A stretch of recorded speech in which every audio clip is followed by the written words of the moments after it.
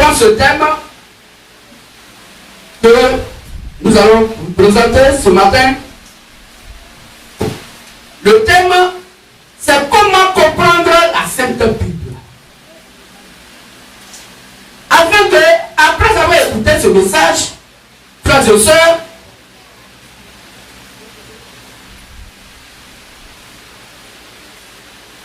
quand vous allez ouvrir la Bible, que ce soit l'Ancien Testament, le Nouveau Testament, quel que soit le verset que vous allez lire, que vous puissiez donc poser frein et demander à la Bible de s'expliquer elle-même.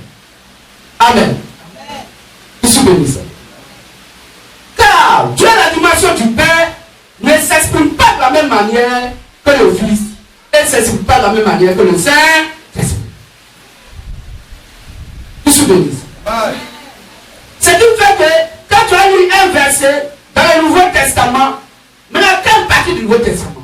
Le Nouveau Testament est divisé en deux grandes parties. Il y a le Nouveau Testament depuis la naissance jusqu'à la mort du Seigneur Jésus-Christ. Et il y a le Nouveau Testament depuis Acte 2, l'effusion du Saint-Esprit, jusqu'à Apocalypse. Je suis béni. Est-ce qu'on comprend mieux? Alors nous allons partir avec le message.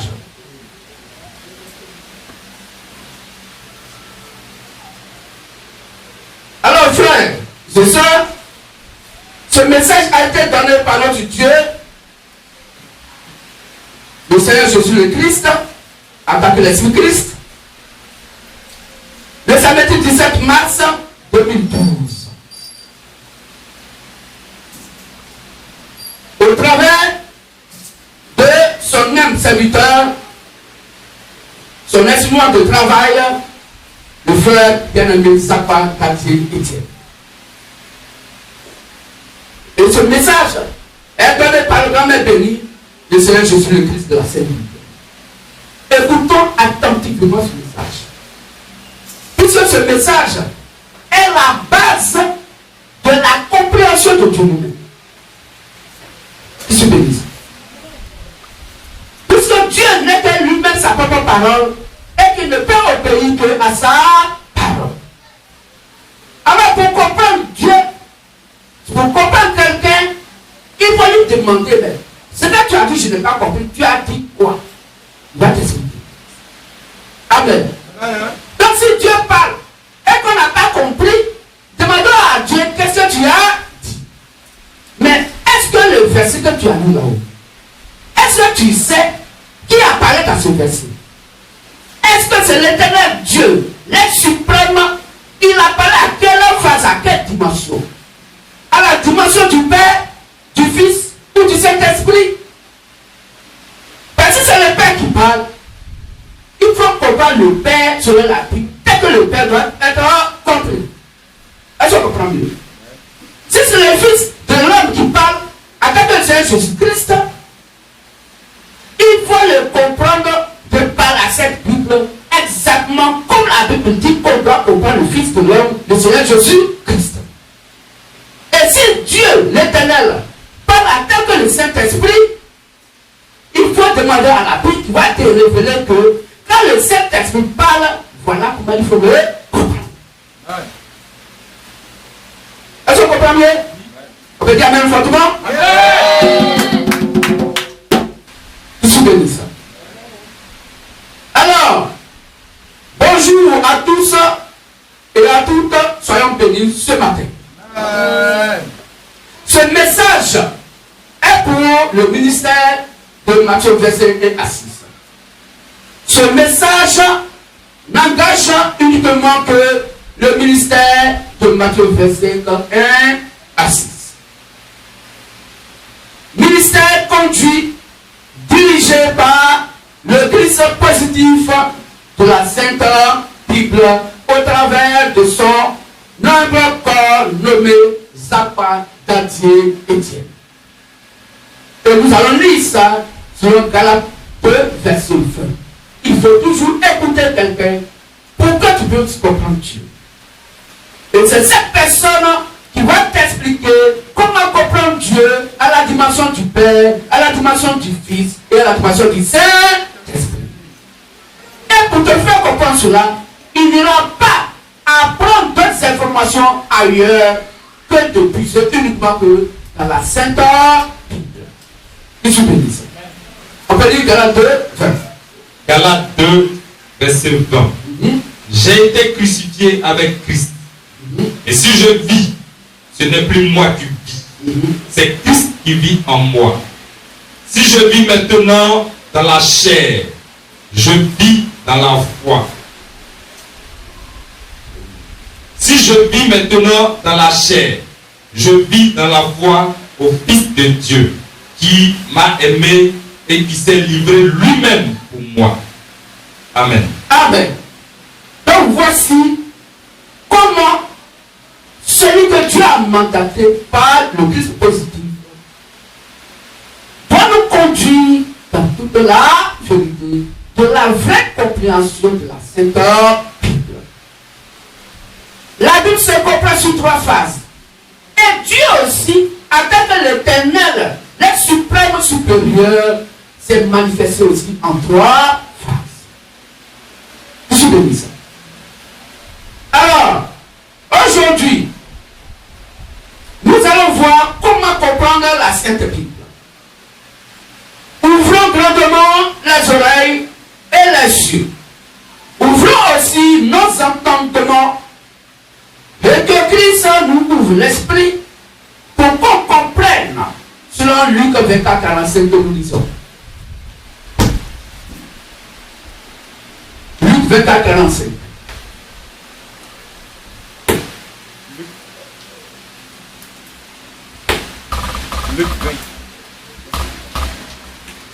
Luc 24, le verset 45. Alors il leur ouvrit l'esprit afin qu'ils comprissent les Écritures. Donc Christ leur ouvrit l'esprit afin qu'ils comprissent les Écritures. Qui ouvre l'esprit? C'est Christ. Est-ce qu'on comprend? Donc quand Jésus-Christ à son temps les a ouvert l'esprit, alors ils ont compris. Donc il faut toujours quelqu'un que Dieu a mandaté à une époque bien déterminée, sur laquelle tu dois écouter, parce que Dieu lui donne son Esprit Saint dessus. Et il doit dire les paroles de Dieu. C'est lui qui ouvre l'esprit. Je suis béni ça. Alors l'esprit, l'Éternel, l'esprit, tout puissant, qui se mouvait au-dessus des eaux, appelé, sinon devenu l'Éternel Dieu tout puissant, selon Genèse 1, verset 2, et selon 2 Thessaloniciens 2, verset 4, s'est manifesté en 3 phases. L'Éternel, l'Esprit tout-puissant, qui se mouvait au-dessus des eaux, appelé, sinon devenu l'Éternel Dieu tout-puissant, selon Genèse 1, 2, et 2 Thessaloniciens 2, verset 4, ce véritable Dieu, étant l'Éternel Esprit tout-puissant, s'est manifesté en 3 phases. Si vous êtes prêts. Genèse 1, le verset 2. La terre était informe et vide. Il y avait des ténèbres à la surface de l'abîme, et l'Esprit de Dieu se mouvait au-dessus des eaux. Amen. Amen. Oui. 2 Thessaloniciens 2, 4.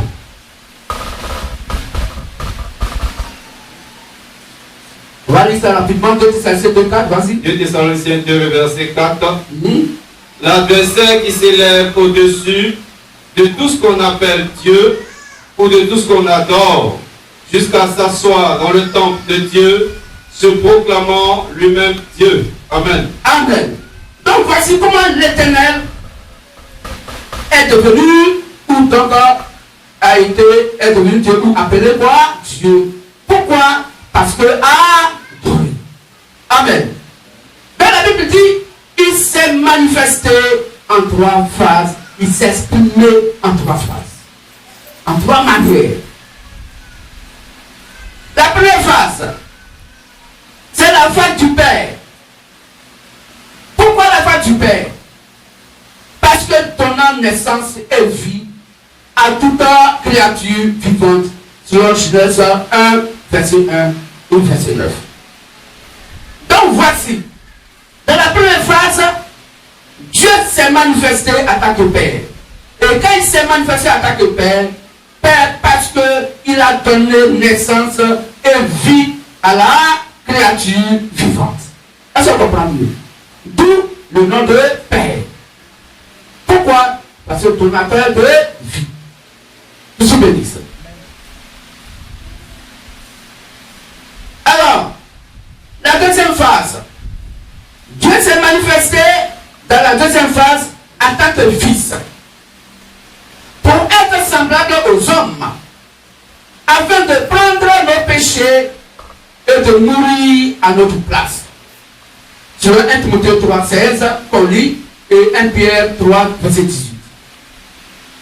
À ma gauche, 1 Timothée 3, 16, et l'autre prend 1 Pierre 3, à ma droite, verset 18.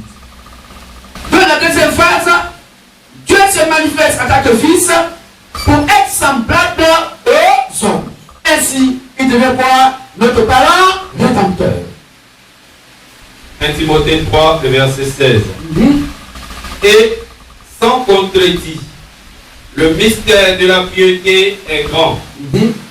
Celui qui a été manifesté en chair, justifié par l'Esprit, vu des anges, prêché aux gentils, cru dans le monde, élevé dans la gloire.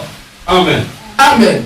Dans la Bible, nous parle ici du Seigneur Jésus, le Christ, qui est venu sur la terre en tant que fils, en tant que fils de l'homme. Donc, dans la dimension fils, Dieu vient, l'Éternel vient à la dimension fils pour être semblable aux hommes, afin de prendre nos péchés et mourir à notre place. Alors, la deuxième phase de l'Éternel Dieu, il vient en tant que Saint-Esprit pour être donc en nous. On peut lire ça selon donc Acte 1, verset 8. Donc Dieu dans sa deuxième phase vient en tant que Saint-Esprit pour être en nous et nous conduire dans la vérité qui est la Sainte Bible. Être autour de nous, en nous et parmi nous, qui sommes donc son Église. On va lire donc ici Acte 1, verset 8, Matthieu 28, verset 20 et Jean 14, 16 à 17.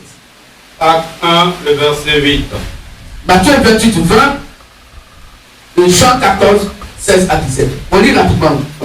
Mais vous recevrez une puissance, le Saint-Esprit, survenant sur vous, et vous serez mes témoins à Jérusalem, dans toute la Judée, dans la Samarie et jusqu'aux extrémités de la terre.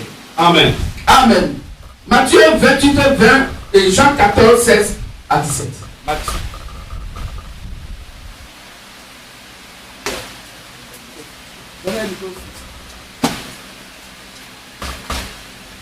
Matthieu 28, verset 20.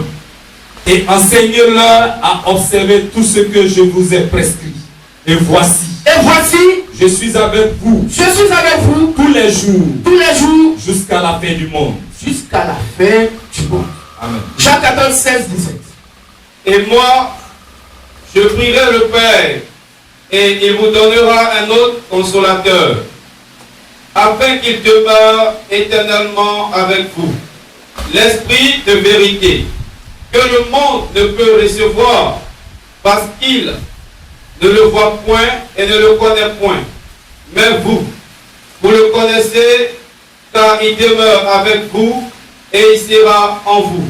Amen. Amen. Donc, comprenez la déclaration du grand béni de Saint Jésus-Christ. L'Esprit de vérité. Quoi, le Saint-Esprit? Il dit, il demeure avec vous. Et vous le voyez. Amen. Donc, le Saint-Esprit est un être humain en qui se trouve la parole de Christ. Celui-là qu'il faut écouter, qu'il faut croire pour être sauvé. Or, Jésus le Christ fait une grande déclaration pour dire: le monde n'a pas l'esprit de vérité. Voici les raisons pour lesquelles nous, MVM, nous tapons la poitrine pour dire toutefois que quelqu'un n'est pas dans la doctrine de Christ, attend que la doctrine, l'évangile qu'il a laissé à ses disciples, les apôtres. Si quelqu'un pense adorer Dieu et qu'il n'adore pas comme les apôtres, il n'a pas l'esprit de n'a que l'esprit du monde. Or, l'esprit du monde s'appelle Satan. Que je bénisse. On sait de quoi on parle. C'est quoi on dit? Aucun pouvoir. Et nous sommes encore là.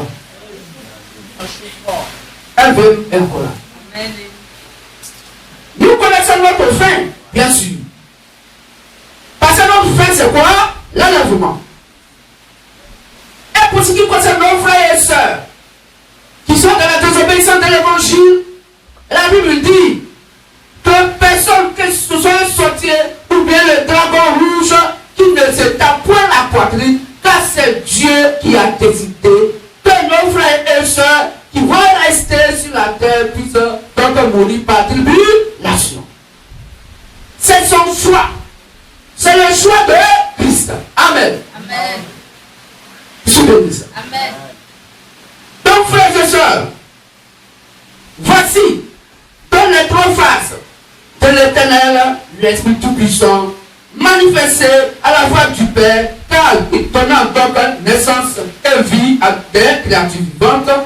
Il vient à la fois du Fils pour être semblable aux hommes, afin de prendre le péché et de mourir à nos places. Et à la troisième phase, il vient en tant que le Saint-Esprit pour être en nous et nous conduire dans la vérité, qui est donc la Sainte Bible. Et il est autour de nous, et il est en nous et parmi nous, qui sommes quoi? Son épouse. Selon 1 Corinthiens 3, 16, verset 17.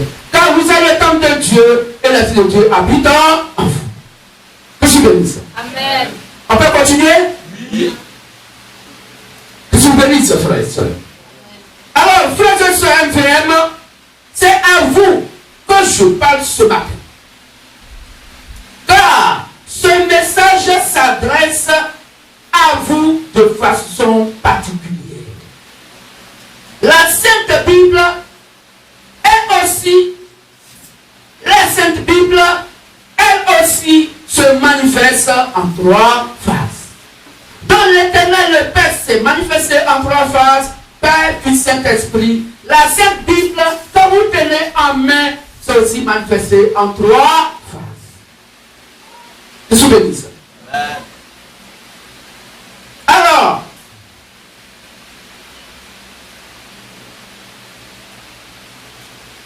donc, voici la Bible.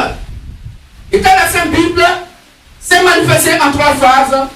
Et sachant que la Sainte Bible est Dieu sous la forme écriture. Selon 2 Timothée 3,16. Qu'on va lire rapidement. Donc la Bible s'est manifestée aussi en trois phases. Mais nous devons comprendre que la Sainte Bible est Dieu sous la forme écriture pour notre éducation, pour notre instruction, et pour corriger, etc. 2 Timothée 3,16 et Jean 1,1. 2 Timothée 3, verset 16. Toute écriture est inspirée de Dieu. Donc toute la Bible est la parole de Dieu, car étant inspirée de Dieu lui-même. Et utile pour enseigner, pour convaincre, pour corriger, Pour corriger, pour instruire pour instruire dans la justice. dans la justice. Amen. Jean 1,1.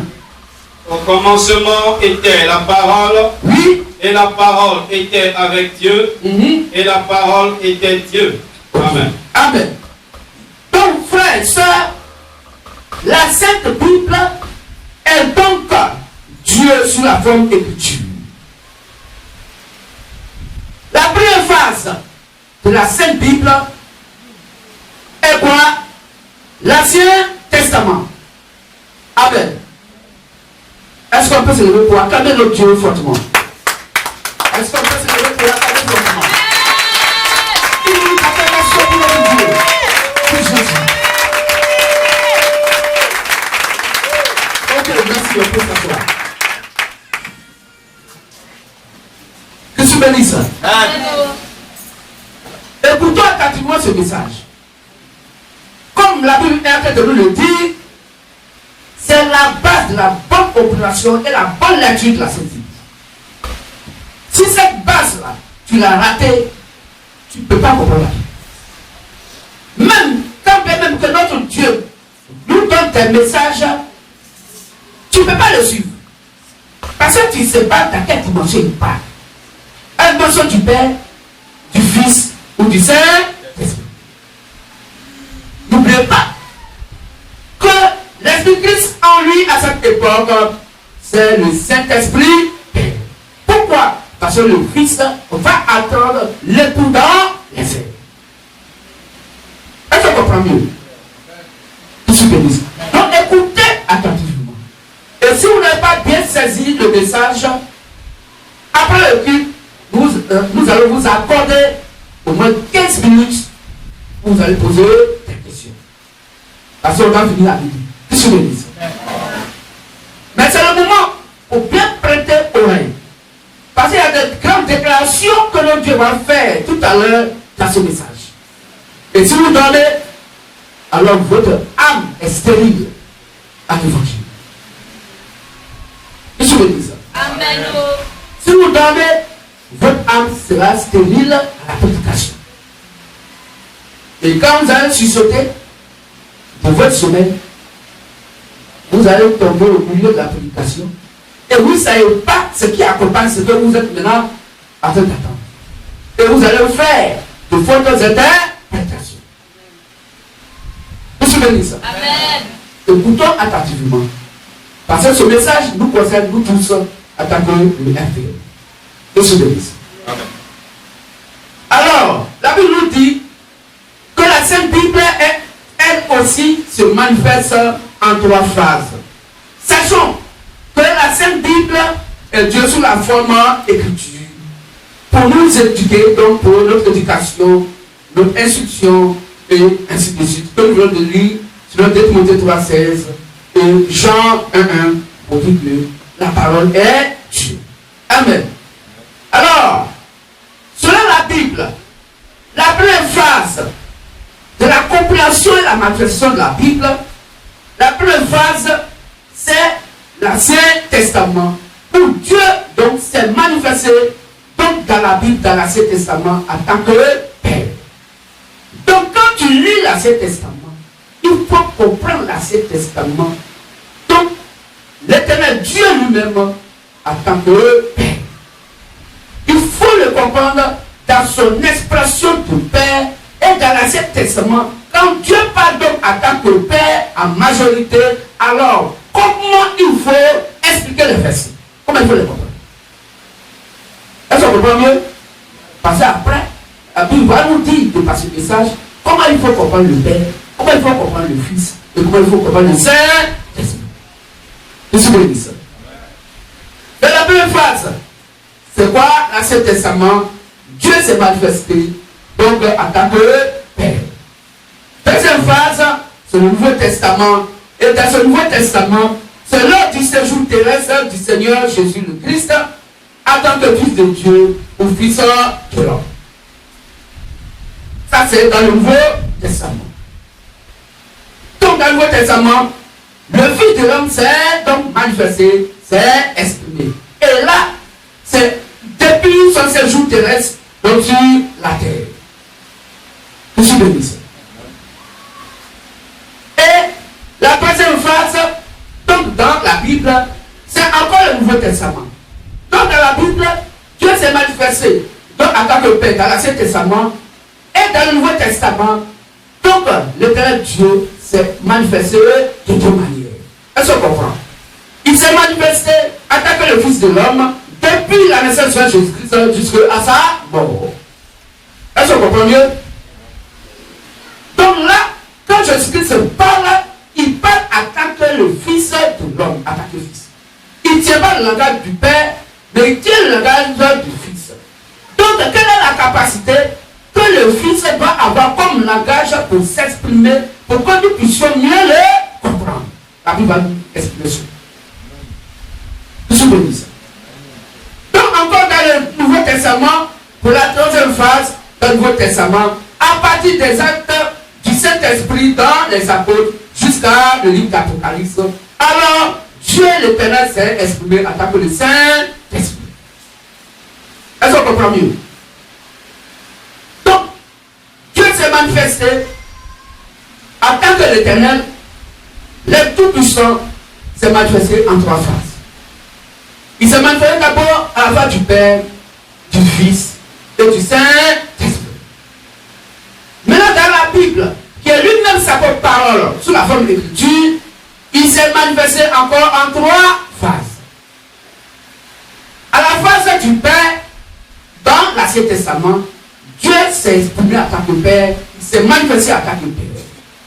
Dans le Nouveau Testament, depuis la naissance de Jésus-Christ jusqu'à sa mort à la croix, alors la Bible dit que Dieu s'est manifesté en tant que Fils ou Fils de l'homme. Amen. Et depuis donc l'effusion du Saint-Esprit dans Acte 2 jusqu'à donc à la fin donc dans le livre d'Apocalypse, alors l'Éternel Dieu s'est exprimé, donc s'est manifesté en tant que le Saint-Esprit. Donc dans le Nouveau Testament, l'Éternel Dieu s'est manifesté de 2 manières, en tant que le Fils et en tant que le Saint-Esprit. Vous vous souvenez de ça?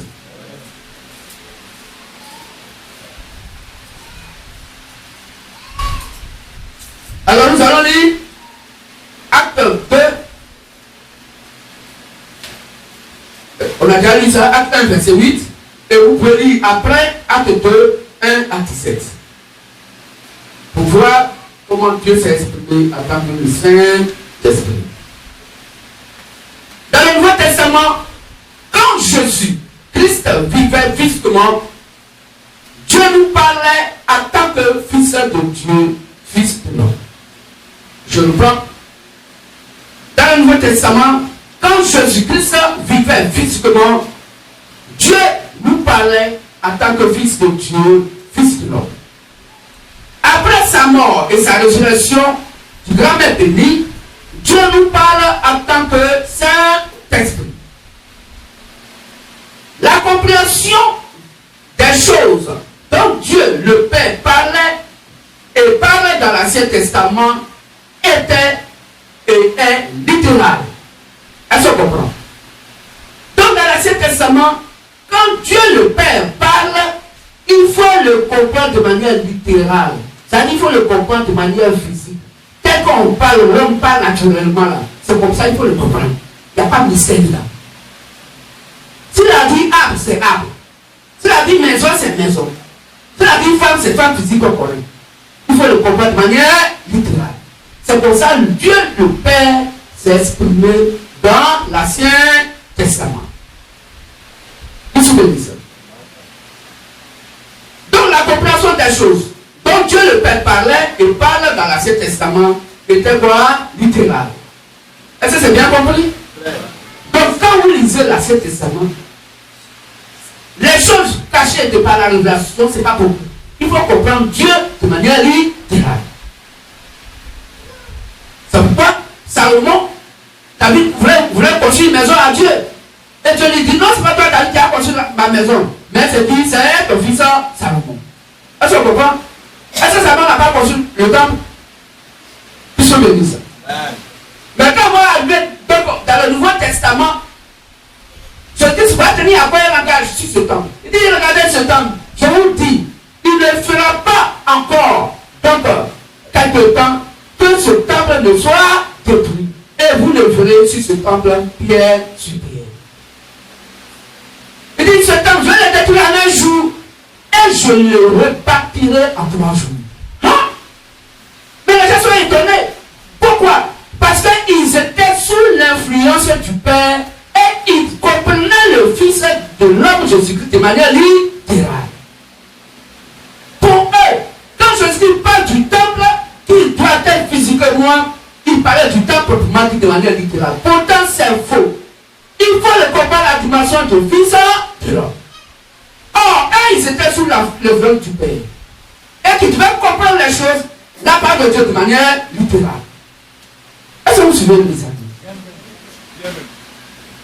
Pourtant, Jésus le Christ parlait de son propre corps. Pourquoi? Parce que le Saint-Esprit allait maintenant nous apporter la vraie définition de la maison de Dieu. Selon Hébreux 3:6. Car vous êtes la maison de Dieu. Et l'Esprit de Dieu habite en vous. Dans le Nouveau Testament, le Saint-Esprit va nous expliquer que la maison littérale dont le Père a parlé, le Saint-Esprit dit que c'est le corps humain vivant. Est-ce qu'on comprend mieux? Amen. Or, nous ne sommes plus au temps du Père.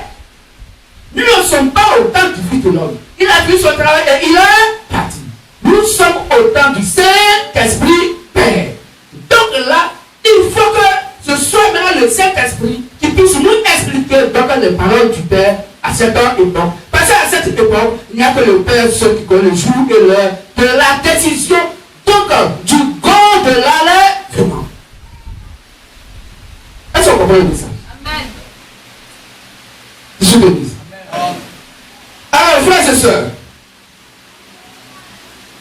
la Bible nous dit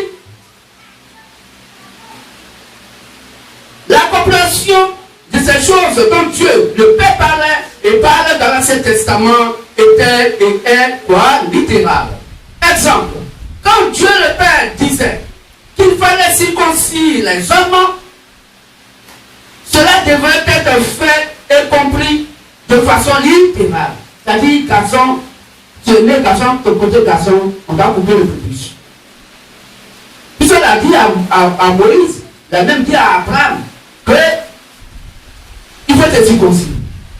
Que tout enfant qui va être donc dans ta maison, il a dit à Moïse que tout mâle israélite doit être circoncis. C'était pas autre chose. C'était une vraie circoncision. On prend un couteau et puis on coupe. Est-ce qu'on comprend? C'est comme ça qu'il fallait comprendre le Père. Parce qu'il s'exprime de manière littérale. C'est-à-dire de manière terre à terre. Telle que la chose est physiquement. Dans l'entendement physique. On comprend mieux? Amen. Alors, donc quand Dieu le Père disait qu'il fallait circoncire les hommes, cela devrait être compris et fait de façon littérale.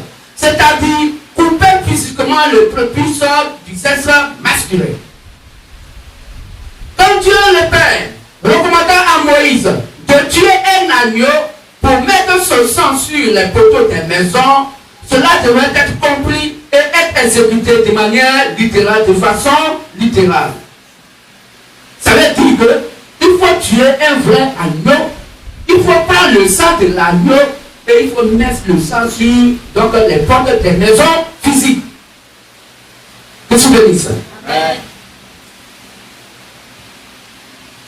La plupart des messages de l'Ancien Testament, la plupart, pas tous, mais la plupart des messages de l'Ancien Testament devaient être comprises et être exécutés littéralement. Oui, la majorité de l'Ancien Testament était et doit être comprise littéralement. C'est bien compris? Donc, si vous lisez l'Ancien Testament, faites attention, ce n'est pas tout des révélations. Pour comprendre le Père, ce qu'il a écrit là, il faut prendre sa terre de manière littérale. Il a dit oiseau, c'est oiseau. Est-ce qu'on comprend mieux? Amen. Que je bénisse. Amen. Exemple. Le déluge est vraiment venu littéralement. Oui, au temps de Noé, le déluge est venu physiquement. Ce n'est pas une révélation. Ce n'est pas quelque chose qui est caché. Il s'est passé pareil, non. La chose s'est passée physiquement. C'est ce qu'on appelle littéralement. Que je bénisse. Quand Dieu se fait chair, Jean 1,14, 1 Timothée 3,16, se manifestant, quand Dieu maintenant vient pour devenir un corps humain, or Dieu est esprit, et l'esprit n'a ni chair ni os. Selon Luc 24, 39. Je suis béni. Alors Dieu qui est invisible, quand il devient maintenant visible, et qu'il vient dans un corps humain pour être par le docteur, pour le pardon de nos péchés et mourir à notre place à la croix, voici comment il faut le comprendre. Je suis béni. Alors quand Dieu se fait chair pour être appelé fils de Dieu ou fils de l'homme, tout ce qu'il disait devrait et doit être compris de deux manières différentes. La manière littérale et la manière révélée. On va lire ça dans Jean 6, 54 sur 4, rapidement. Donc quand le Fils vient, quand Jésus vient, pour comprendre les 4 évangiles, Matthieu, Marc, Luc, Jean, où le Fils de l'homme s'est exprimé, il faut comprendre ce qu'il dit là-bas de manière littérale de manière révélée. Mais dans l'Ancien Testament, quand le Père s'exprime, quand il parle, il faut le comprendre en majorité de manière littérale. On lit Jean 6, 63 à 64. C'est l'esprit qui vivifie. La chair ne sert de rien. Les paroles que je vous ai dites sont esprit et vie. Jean 6, 54, 64. Il pas 63. Jean 6, 54, 64. Et on... Si tu peux. Celui qui mange ma chair et qui boit très bien, mon frères et sœurs. Vous allez voir que quand le Fils est venu, il était sur deux tendances. Il était donc, il avait en lui la tendance du Père et la tendance du Saint-Esprit. Et c'est pas si vous comprenez. Parce qu'il faut le comprendre et de manière littérale et de manière révélée. Or, c'est le Saint-Esprit qui révèle. Pour nous conduire dans toute la vérité. Parce que la révélation s'appelle la vérité. Donc quand Jésus-Christ lui il vient attaquer deux ailes. C'est-à-dire l'aile du Père et l'aile du Saint-Esprit. Donc il faut le comprendre. Donc, à moitié de manière littérale, donc dans la dispensation du Père et l'autre côté de manière révélée dans la dispensation du Saint-Esprit. Est-ce qu'on comprend tout? Et c'est ce qui a trompé beaucoup de religieux jusqu'à aujourd'hui. Et ils mélangent dans l'explication de la Bible. C'est quoi la Bible dit? Il n'a pas la révélation. Il ne peut pas comprendre quand le Père a parlé, comment il faut le comprendre. Quand le Fils parle, comment il faut le comprendre. Et quand le Saint-Esprit parle dans la Bible, comment il faut le comprendre. Et il y a quand nous lisons la voix de Béni Matthieu verset 6 qui est instruit aujourd'hui pour leur faire comprendre que la Bible doit se comprendre de trois manières. Monsieur Béni, continue la lecture. Celui qui mange ma chair Celui qui mange ma chair et qui boit mon sang et qui boit mon sang a la vie éternelle. à la vie éternelle. Et je le ressusciterai au dernier jour. Et celui-là, il ne va pas l'enfer, il va aller au paradis. Non. Mais les gens étaient sous l'influence du Père. Tout ce qu'on leur dit, le Père les a dit, était donc compris de manière littérale.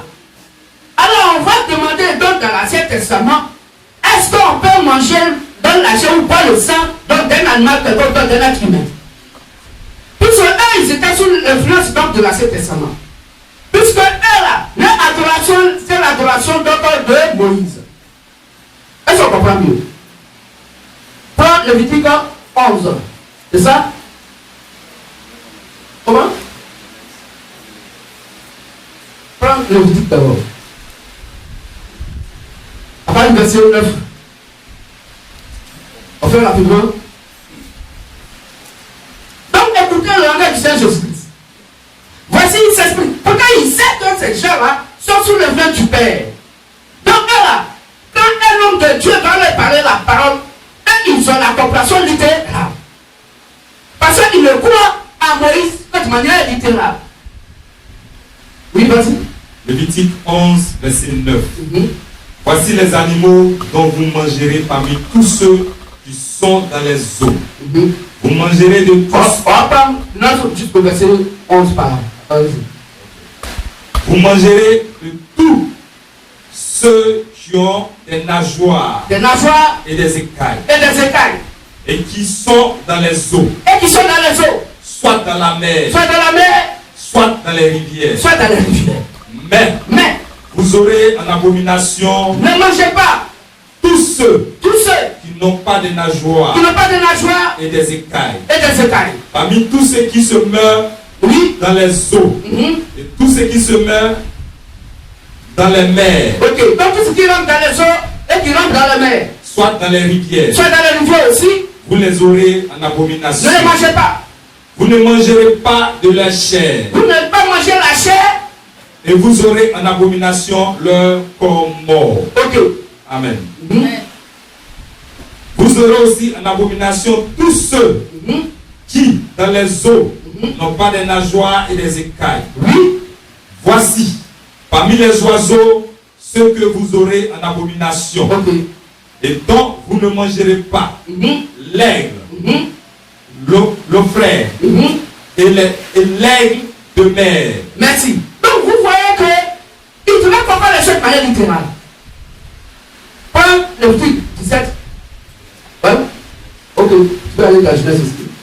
Genèse 9, à partir du verset 4. 4 à 5. Seulement, Seulement, vous ne mangerez point de chair vous n'avez pas mangé la chair avec son âme, avec son sang. avec son sang.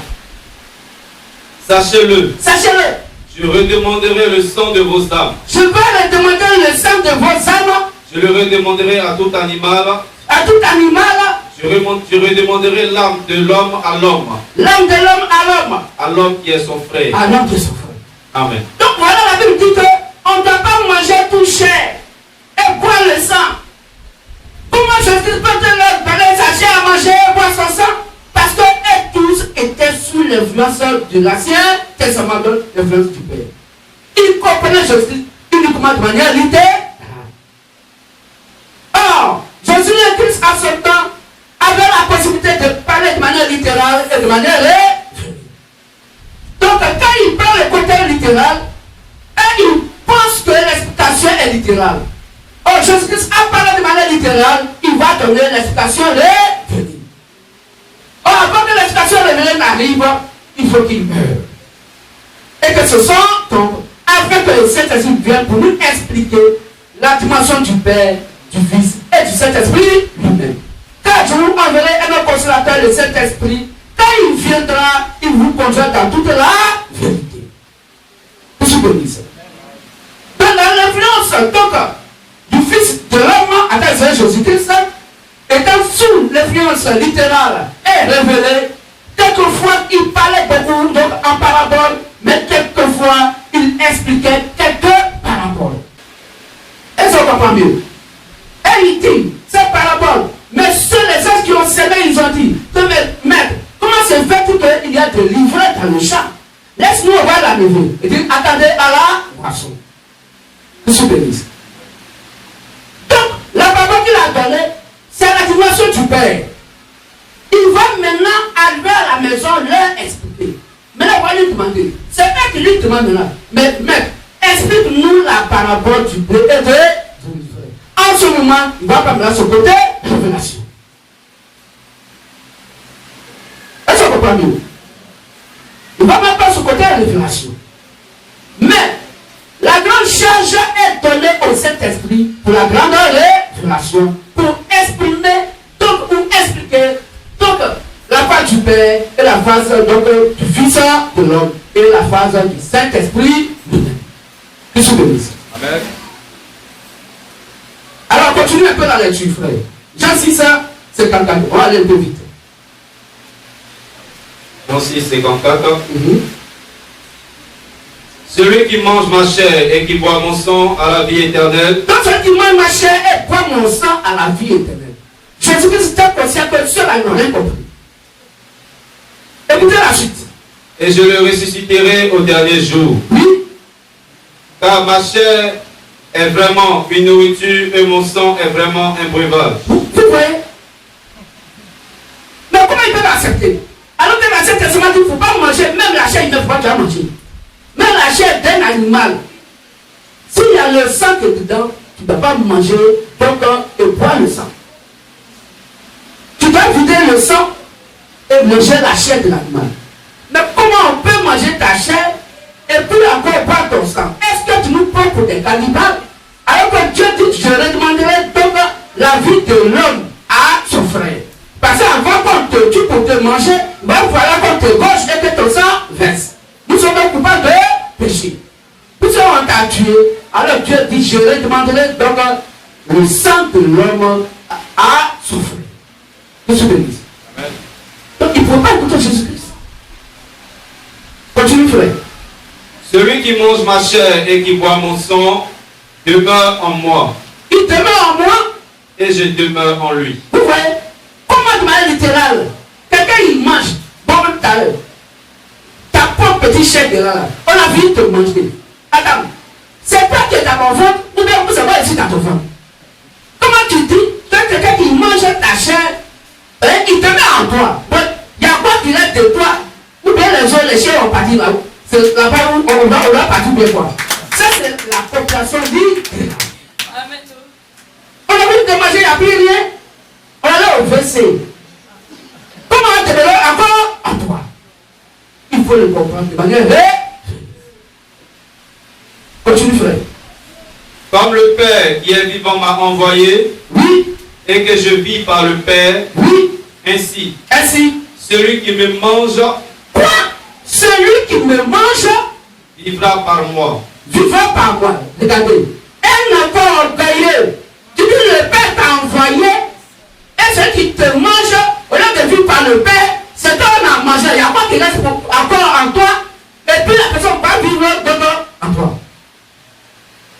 Comment on n'a pas dit la personne va vivre dans le Père? C'est mieux. Moi, on a vu te manger, je reste encore. On a vu encore là.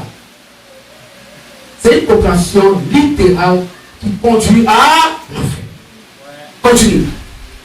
C'est ici le Père qui est descendu du ciel. Il va encore l'appuyer.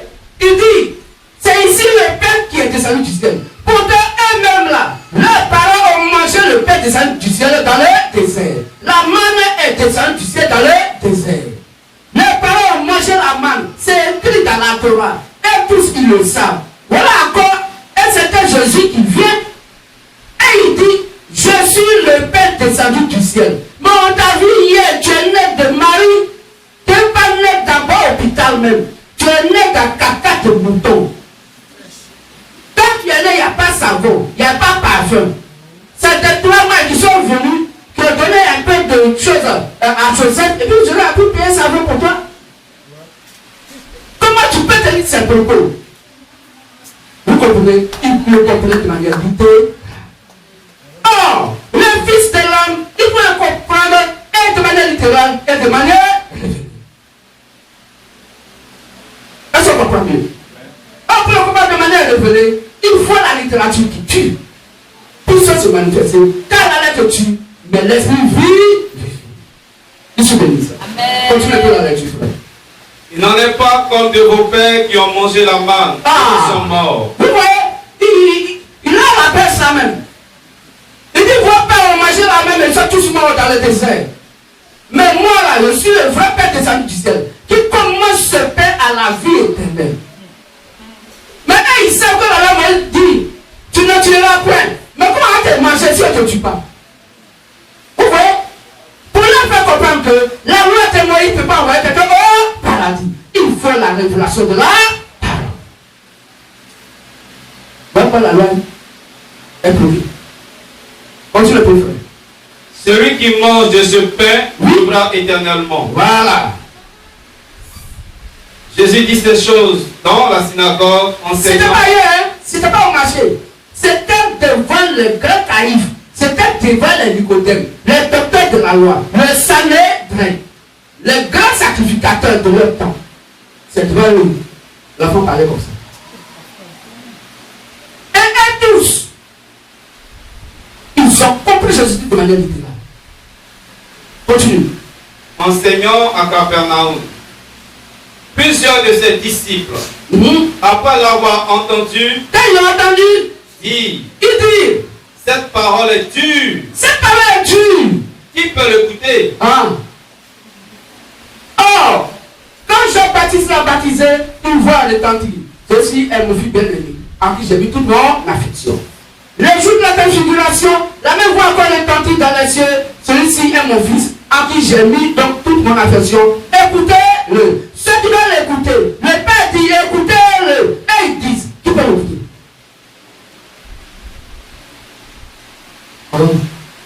Donc comment peux-tu comprendre Dieu? Il ne peut pas le comprendre. Il le faut un prophète. Or le prophète de leur temps était Seigneur Jésus le Christ. Mais son rôle n'était pas venu pour leur ouvrir l'esprit. Son rôle était venu pour mourir, être un être humain comme nous, pour mourir à notre place, afin que ce sang étant versé, alors il puisse nous commander le Saint-Esprit pour nous conduire au Père. Que je bénisse. C'est fini, frère? Vas-y. Jésus, sachant en lui-même que ses disciples murmuraient à ce sujet, Donc, il Ce qu'il a dit. Leur dit, Il a dit, cela vous scandalise-t-il? il dit, cela vous scandalise-t-il? Cela vous tombe trouble? Et si vous voyez le Fils de l'homme monter où il était auparavant? Et quand vous allez me voir, donc elle m'a levé. Vous avez dit quoi? Il n'avait compris. De la même manière, elle-même n'avait compris de l'enlèvement. Aujourd'hui, le monde religieux ne comprend rien de l'enlèvement.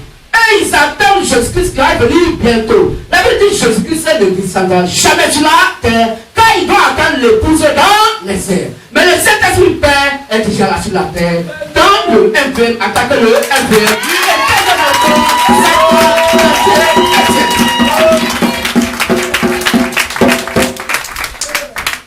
Il ne peut pas comprendre Dieu. Mais nous comprenons Dieu parce que nous sommes Dieu sur la terre. Quand celui qui est né de Dieu écoute le langage de Dieu, écoute Dieu et met en pratique ce que Dieu dit. Pourquoi? Parce qu'il est né de Dieu. Tu ne peux pas planter Goliath et puis tu vas le côté bois, pas de mouche.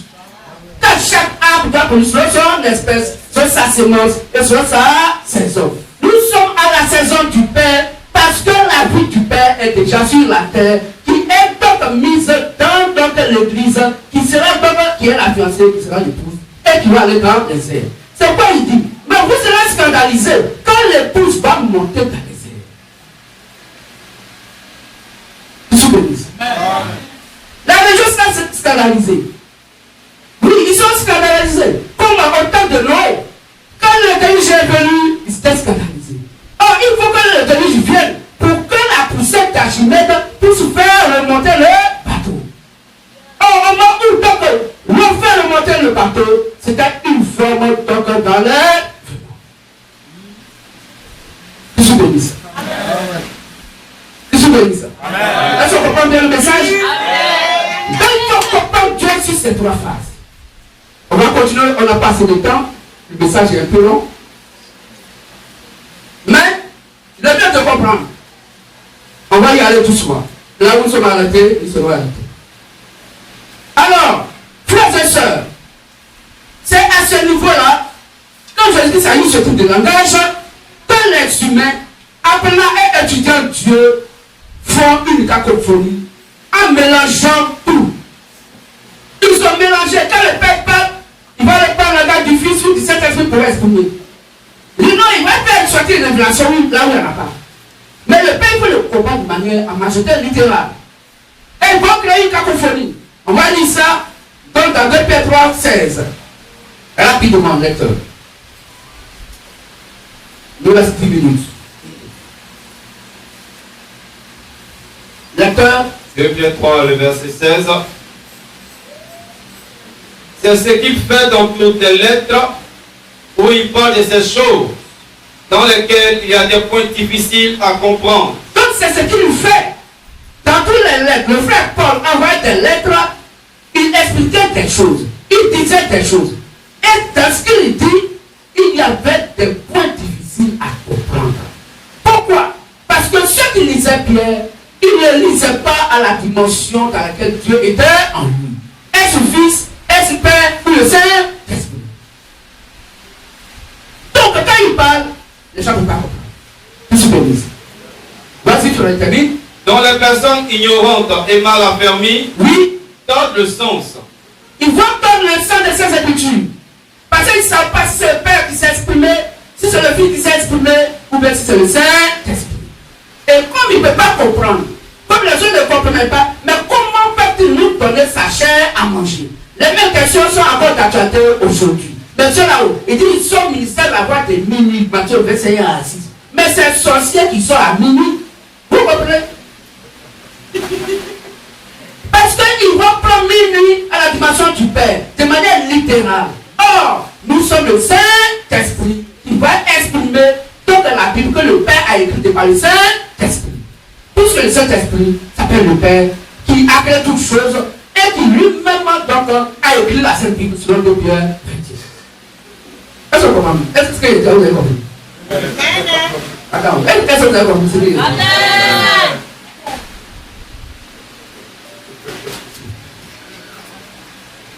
Amen. Donc, ils vont tordre le sein de ces Écritures. Mais pourquoi? Parce qu'ils ne maîtrisent pas. Quand le verset sort, il sort à quelle dimension? À quelle phase le verset est sorti? Et quels sont donc les différents versets qu'il faut donc faire appel pour expliquer ce verset? Est-ce que vous comprenez? Il faut bien voir, est-ce que le Fils a donné une révélation donc de ce que le Père vient de dire, ou bien est-ce que le Saint-Esprit qui donne après la révélation a donné une révélation de ce que le Père a dit? Puisque ce que le Père dit est de manière littérale. Or, nous ne devons plus voir dans la parole de Dieu de manière littérale, mais nous sommes au temps de la révélation. C'est pourquoi il a dit à Simon appelé Pierre, tu es Pierre, et sur cette pierre, je bâtirai mon église. Ce n'était pas sur une caillou. Non. Ce n'était pas sur une pierre littérale. Non. Ce n'était pas une église faite de main d'homme. Non. Mais il fallait comprendre la pierre en tant que la révélation. Et le Saint-Esprit va me dire, dans Actes 4, verset 11, que la pierre s'appelle le Seigneur Jésus-Christ. Le Saint-Esprit nous va dire dans Timothée, je pense, Galates, oui, Galates 1, après verset 6 jusqu'au verset 9, la Bible va nous faire comprendre maintenant que la pierre est quoi? L'évangile du Seigneur Jésus-Christ. Quand nous prenons aussi Ephésiens 2, 19 à 20, la Bible aussi est claire là-dessus, pour dire que Jésus-Christ est la pierre angulaire. C'est le Saint-Esprit qui a expliqué ce que le Fils a dit dans Matthieu 16, 18 à 19. Car tu es pierre, et sur cette pierre, je bâtirai mon église. Jésus n'a pas expliqué l'église, il n'a pas expliqué ce que c'est que la pierre. Est-ce que vous comprenez tout? Est-ce que vous comprenez tout?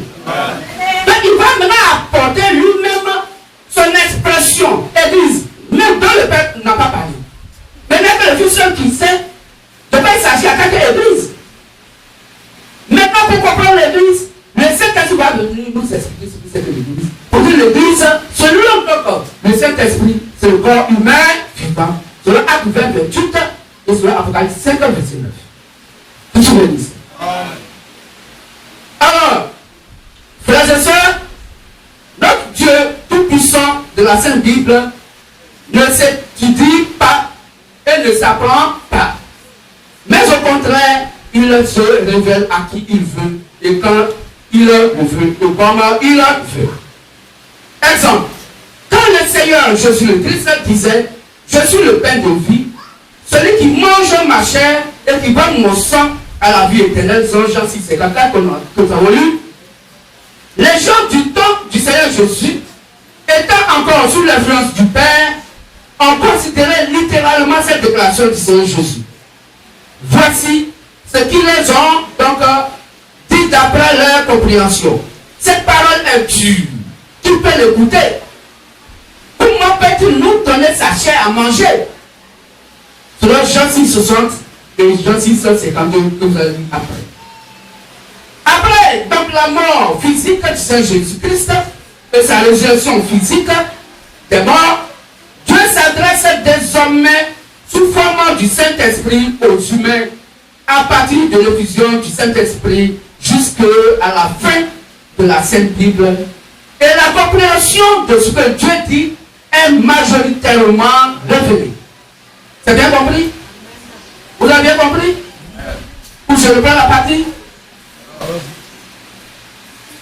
Alors, après la mort physique du Seigneur Jésus-Christ et sa résurrection physique des morts, Dieu s'adresse désormais sous forme du Saint-Esprit aux humains à partir de l'effusion du Saint-Esprit jusqu'à la fin de la Sainte Bible. Et la compréhension de ce que Dieu dit est en majorité, donc majoritairement révélée. Donc, à partir de l'effusion du Saint-Esprit, il faut comprendre Dieu de manière révélée. Est-ce qu'on comprend? En majorité, il faut comprendre de manière révélée. Tout de suite, frères et sœurs, à partir du deuxième verset du chapitre du Saint-Livre des actes du Saint-Esprit dans les apôtres, appelé Actes des apôtres, donc à partir de Acte 2, la majorité de ce que dit la Sainte Bible va être comprise de manière révélée. On avait déjà dit ça? Est-ce qu'on comprend mieux? Donc à partir de Acte 2, c'est le Saint-Esprit qui parle Et lui, il parle en majorité de manière révélée. Donc c'est la révélation. Ça veut dire que c'est lui qui va expliquer ce que le Père a dit et aussi ce que le Fils a dit. Si tu veux bien comprendre le Père et le Fils, il faut lire Actes des Apôtres. Est-ce qu'on comprend mieux? Car celui qui a la révélation en majorité. Frères et sœurs, à partir donc de ce deuxième verset, il faut donc comprendre en majorité ce que la Bible dit, donc de manière révélée. Oui, il faut la sainte révélation venant de Dieu, qui est le Saint-Esprit, pour la compréhension exacte de ce que dit donc Dieu. Donc pour la compréhension exacte de ce que Dieu dit, de ce que la Bible dit, que la Bible est la parole de Dieu sous la forme d'écriture, il faut donc écouter Dieu au travers des actes des apôtres. Je suis béni. Vous pouvez lire ça dans 1 Corinthiens 2, 11 à 12. Alors, en état béni, la révélation des saintes écritures te donne le Saint-Esprit, qui est l'être suprême supérieur, non adoré, et déjà consigné dans la Sainte Bible. Donc, la révélation des saintes écritures te donne le Saint-Esprit. Cette révélation est déjà consignée, écrite dans la Sainte Bible. La révélation n'est pas ailleurs, ça est dans la Bible. Donc, pour comprendre ce que Dieu dit, il faut prendre donc l'explication que le Saint-Esprit va donner, mais dans la Bible. Pour dire, il faut des versets bibliques pour expliquer d'autres versets bibliques. C'est ce que la Bible appelle la révélation. Je suis béni. Alors, frères et sœurs, il y a encore un exemple que la Bible nous donne ici concernant donc une certaine femme étant assise sur les grands eaux. Dans Apocalypse 17, à partir du verset 1 jusqu'au verset 6, vous allez comprendre que quand la Bible va parler, toutes les explications doivent être consignées dans la Bible. La Bible va expliquer dans ces différents versets. Et comme nous avons dit à l'heure qui est partie, nous allons donner donc ce petit exemple pour la compréhension du Saint-Esprit. Et la prochaine fois, si Christ permet, on pourra donc continuer. Nous allons arriver à la conclusion. Alors, quand nous lisons Apocalypse 17, 1 à 6, que je vais lire, vous nous apportez 3-4 minutes. Il dit puis, un des 7 anges qui tenait les 7 coupes vaines, et il m'adressa la parole en disant, viens, je te montrerai le jugement de la grande prostituée qui est assise sur les grandes eaux. C'est avec elle que les rois de la terre sont livrés à l'impudicité. Et c'est du vin de son impudicité que les habitants de la terre se sont livrés. Et il me transporta donc en esprit dans un désert, et je vis une femme assise sur une bête d'écarlate pleine de nom de blasphémie, ayant 7 têtes et 10 cornes. Cette femme était vêtue de pourpre et d'écarlate et parée d'or, des pierres précieuses et de perles. Elle tenait dans sa main une coupe d'or remplie d'abominations et des impuretés de sa position. Sur son front était écrit un nom, un mystère, Babylone la grande, la mère des impudiques et des abominations de la terre. Et je vis cette femme, il veut du sang des saints et du sang des témoins de Jésus. Et en la voyant, je fus saisi d'un grand étonnement. Frères, sœurs et prédicateurs, 3 éléments démontrent que ce n'est pas la sirène des eaux qui parle quoi? La Sainte Bible. Ici, la Bible va nous faire comprendre que c'est ici il y a de l'intelligence. La Bible va nous expliquer cela. Il dit les 7 têtes sont quoi? 7 montagnes sur lesquelles la femme est assise. Ce sont aussi 7 rois, 5 sont tombés, un existe, l'autre n'est pas encore venu. Et quand il sera venu, il doit rester un peu de temps. Et la bête qui était et qui n'est plus, est elle-même un 8e roi, et elle est du nombre des 7. Et elle va à la perdition. Les 10 que tu as vus sont 10 rois qui n'ont pas encore reçu de royaume, mais qui reçoivent autorité comme roi pendant 1 heure avec la bête.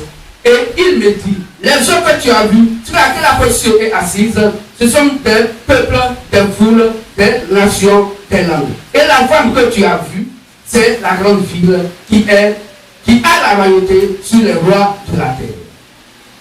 Alors, nous comprenons que voici comment la révélation de notre Dieu donne sous la forme du Saint-Esprit est donc écrite dans la Sainte Bible. Conclusion.